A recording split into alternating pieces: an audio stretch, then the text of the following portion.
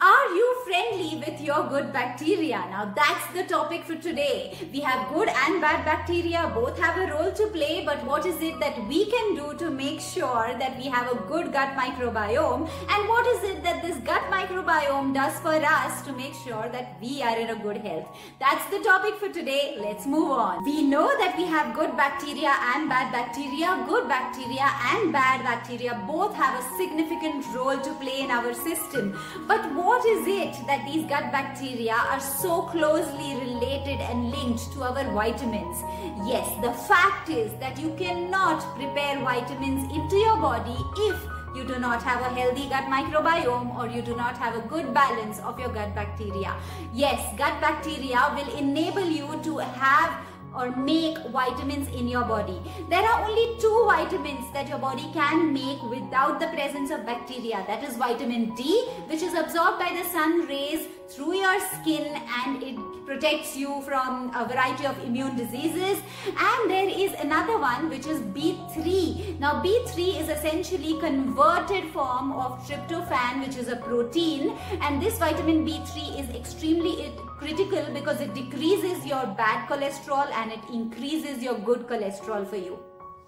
So these are the only two vitamins that do not require bacteria. Rest any other vitamins that you want to have in your body or you want to have the nutrition from in your body, these vitamins are prepared by your bacteria. So can you escape bacteria? Absolutely no. Now let's understand what is it that your gut bacteria really requires from you. It requires you to have fermented vegetables. Which fermented vegetables? Any fermented vegetables. It can even be a garlic fermented, it can be your regular achars, your pickles in an Indian kitchen, or it could be your sauerkraut or your kimchis, whatever you are comfortable with. What is another thing that gut bacteria require from you? Well, they require fiber. Which is this fiber? It is not the fiber that you get from your refined carbs. It is the fiber that is required from your leafy greens. It's the fiber that is required from your fermented vegetables. So go back to your traditional ways of cooking and the fiber-rich vegetables. Bring in rainbow colors into every meal because that's going to be a feast to your microbiome. And that feast to your microbiome is going to ensure that you have a healthy state of being. Now let's figure out what is it that these gut bacteria really do to you. Let's go one by one. Now these gut bacteria are extremely important because they make vitamin K2. What does vitamin K2 do? Now K2 is extremely important for removing calcification from where that calcium should not be to where it really should be. So there are conditions that people go through like soft tissue calcification. Some people have lumps in their breast. Some people have certain bone spurs, other deposits in their arteries.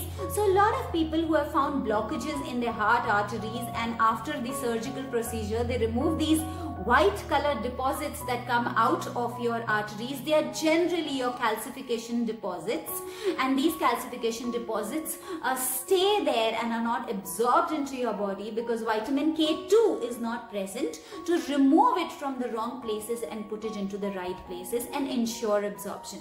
So vitamin K2 is important not only for your soft tissue calcification, but it also prevents you from kidney stones. It reduces kidney stones. It takes care of calcification of your arteries. It reduces it, prevents it. It also enables you not to have or get prevented from breast tissue calcification. So yes, so this is very important. K2 has a significant role to play, and K2 is formed by your gut bacteria. You cannot afford not to have K2, which means you cannot now afford to have no gut bacteria into your system or bad bacteria into your system. Another thing that your bacteria really do to your body is that they make B9, which is folate. Now what does B9 or folate do to you? Every pregnant lady is advised to take these folic acid tablets or these folic acid capsules. Now this folic acid is extremely important, or this folate is extremely important for us to prevent any birth defects. We require B9 or folate to make sure that we do not go through any depression, anxiety or mental disorders, mind related disorders disorders. We also need folate to make sure that your neurotransmitters or your signaling system into your body is working just fine, and there is good amount of signaling that is going from your hormones to your organs and vice versa, and from your brain to your organs, etc. You need a good signaling system. You want your neurotransmitters to be working well.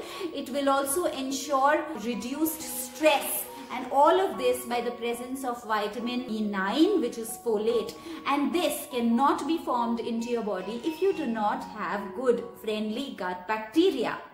Another thing why bacteria is required is for biotin. So we know that we need good quality biotin for good quality hair, for good quality nails, for overall growth and development, for cell growth into your body. You definitely want your neurotransmitters to be made well. You don't want to lose hair. And for all of this, you require a good quantum of biotin. Now let's understand that out of so many types of bacteria and microbes that are present into your gut, there is only one type that can make biotin. So the deficiency of biotin is very, very common. And so yes, gut bacteria help you in preparing biotin, so that significance is definitely there. Another thing that gut bacteria does is to create B12. We have such a huge population in the country today that is deficient in vitamin B12. So what makes vitamin B12? Your bacteria, your gut bacteria make vitamin B12 for you. If you want a condition where you want a proper adequate production of your red blood cells, you need B12. If you want to prevent yourself from a condition of anemia, you need B12. If you want to have a good nerve brain energy state, then you need B12. B12 also has a significant role to play because it plays, very closely works with your HCl, which is your hydrochloric acid, which is your stomach acid.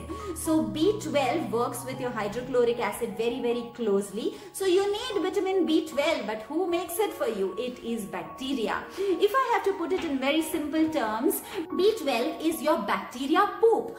Every living organism consumes, it poops, and it also gives out gases. So similarly, bacteria are also living organisms. They also consume, they also poop, and they also give out gases. Now this bacteria poop is essentially your vitamin B12. How much of a gross it may sound to you, but that is the reality. Now, what else does gut bacteria do for you? Gut bacteria also creates B1. Now, B1 is very, very required, and it is prepared by these microbes.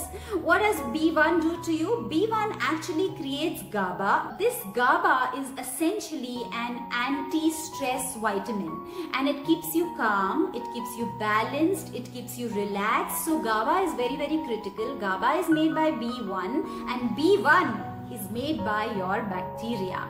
Now what bacteria also do in your body is that they kill the pathogens, they kill the microbes, they kill the unwanted, unessential pathogens into your body. So your gut bacteria have a tremendous role to play. But unfortunately, by the way of our wrong diet, we kill our microbes, we kill our gut bacteria. By the way of antibiotics, we kill our bacteria to a large extent. Now let's understand that our gut bacteria have to be into an adult body to the weight of 1.4 kg. Now this weight is constant. Okay, this cannot go up or down. You need to maintain your bacteria to 1.4 kgs, which coincidentally is also the weight of your brain. Now just look at how amazing our body really functions. So you need this constant weight to be maintained at all times.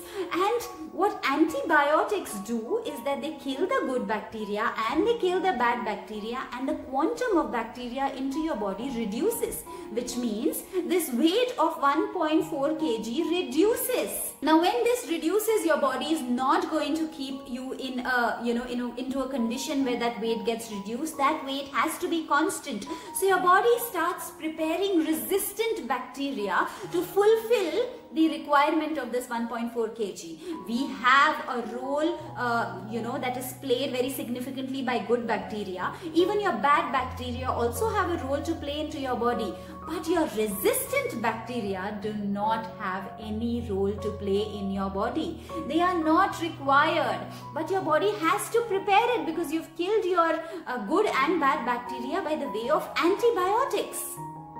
That's one reason why body will create resistant bacteria, and it takes a long time, and we have to go through a series of generations of these resistant bacteria to be able to bring back our friendly bacteria and come out of the state of dysbiosis.